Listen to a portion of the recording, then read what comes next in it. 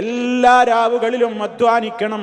പക്ഷേ പ്രതീക്ഷിക്കാവുന്ന പ്രത്യേക രാവുകളിൽ പ്രത്യേകം ഒരുപക്ഷെ സംഭവിച്ചേക്കാമോ എന്ന നിലക്ക് കൂടുതൽ നമുക്ക് അധ്വാനിക്കാം.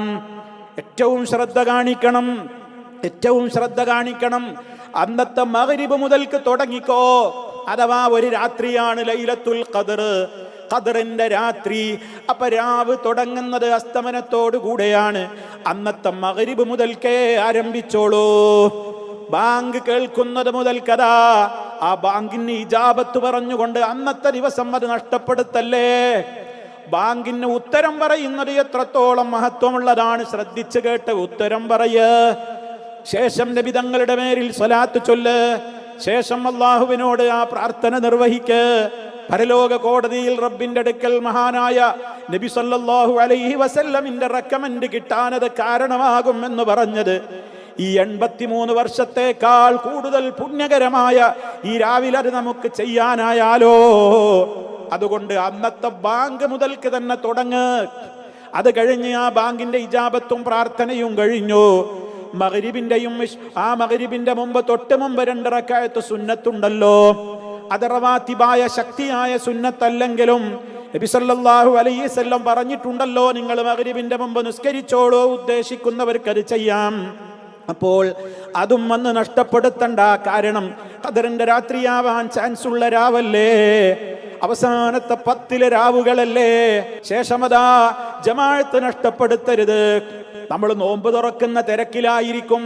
നോമ്പ് തുറക്കുമ്പോ ഒരുപക്ഷെ ബാങ്ക് അന്ന് ചിലപ്പോ കേട്ടോളണമെന്നില്ല. അതുകൊണ്ട് അന്നത്തെ ദിവസം ബാങ്ക് കേൾക്കാൻ ശ്രമിക്ക്.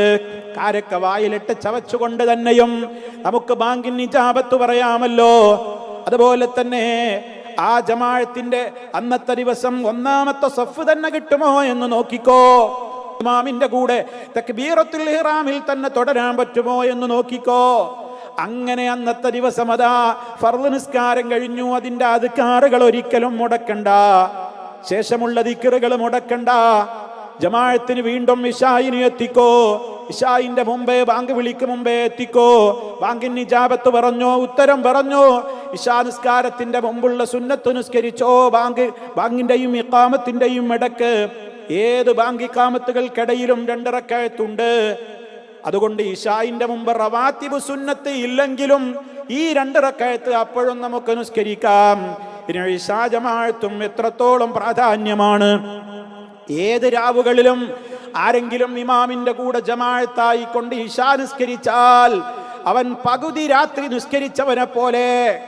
സുബഹിക്ക് ജമാഅത്തായി കൊണ്ട് ഇമാമിനോടൊപ്പം നിസ്കരിച്ചാൽ രാവ് മുഴുവനും നിസ്കരിച്ചവനെ പോലെ എന്ന് മറ്റു രാവുകളിൽ പോലും നബി സല്ലല്ലാഹു അലൈഹി വസല്ലമ പഠിപ്പിച്ച മറ്റു കാലങ്ങളിൽ മറ്റു മാസങ്ങളിലെ രാവുകളിൽ പോലും അള്ളാഹുവിന്റെ റസൂല് പഠിപ്പിച്ച ഏറ്റവും പുണ്യകരമായ ആ 2 ജമാഅത്തുകളുടെയും കാര്യത്തിൽ ശ്രദ്ധിക്കുമ്പോ അത് റമളാനിന്റെ ഈ അവസാനത്തെ നാളുകളിലാകുമ്പോൾ സാധുക്കളായ നമുക്ക് ആയുസ് കുറഞ്ഞ ആരോഗ്യം കുറഞ്ഞ നമുക്ക് റബ്ബേ അതെങ്ങാനും അതിൽ പെട്ടുപോയിട്ടുണ്ടെങ്കിൽ നമുക്ക് എത്ര വലിയ നേട്ടമാണ് ലഭിക്കാൻ പോകുന്നത്. അതല്ല രാവ് തടയപ്പെട്ടുവെങ്കിൽ നമ്മേക്കാൾ വലിയ ദൗർഭാഗ്യവാന്മാർ വേറെ ആരുണ്ട്. അള്ളാഹു കാത്തുരക്ഷിക്കുമാറാകട്ടെ. അതുകൊണ്ട് വളരെ കൃത്യമായിട്ട് നമ്മൾ ഇബാദത്തുകൾ നന്നായി ധാരാളമായി ചെയ്യുവാൻ ഈ അവസരങ്ങൾ ശരിക്കും ഉപയോഗപ്പെടുത്തുകയാണ് വേണ്ടത്. ഇത് ഗൗരവത്തോടെ നമ്മൾ കാണണം. അതുപോലെ തന്നെ നമ്മൾ മാത്രമല്ല നമ്മുടെ കുടുംബാംഗങ്ങളെയും ഇതിലേക്ക് വിളിച്ചുണർത്തേണ്ടുന്ന പ്രത്യേകമായ രാവാണത്. നബിതങ്ങൾ അത് ചെയ്തിട്ടുണ്ടല്ലോ. ആ പ്രാർത്ഥിക്കാനും നിസ്കരിക്കാനും ഖുർആൻ ഓതാനും ഒക്കെ അറിയാവുന്ന വകതിരിവുള്ള ഒരു കുട്ടിയെപ്പോലും വിളിച്ചുണർത്താതെ പോയിട്ടില്ല. അത് ഗൗരവത്തോടെ നമ്മൾ മനസ്സിലാക്കണം. ചിന്തയോടെ ഖുർആൻ പാരായണം. ഖുർആൻ ഇങ്ങനെ ഓതുമ്പോ ചിന്തയോടെ പാരായണം ചെയ്യാൻ ശ്രമിക്കുക. അർത്ഥതലങ്ങൾ നമ്മുടെ മനസ്സിലേക്ക് കടന്നു വരുമ്പോ അതിൽ ശിക്ഷയുടെ ആയത്തുകൾ വന്നേക്കാം. അള്ളാഹുവിനോട് ശിക്ഷയില്ലെന്ന കാവല് ചോദിക്കാൻ മറക്കരുത്. സ്വർഗീയമായ അനുഗ്രഹങ്ങളെ സംബന്ധിച്ചുള്ള വചനങ്ങൾ വന്നേക്കാം. അള്ളാഹുവിനോട് അനുഗ്രഹങ്ങൾ തേടാനൊരിക്കലും മറന്നു പോകരുത്. ധാരാളമായി ഇടയ്ക്കിടെ ഇങ്ങനെ പ്രാർത്ഥിച്ചു കൊണ്ടിരിക്കണം.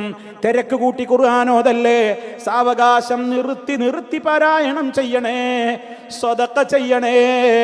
അല്പമെങ്കിലും എല്ലാ രാവുകളിലും നമ്മൾ സ്വതക്ക ചെയ്യുക.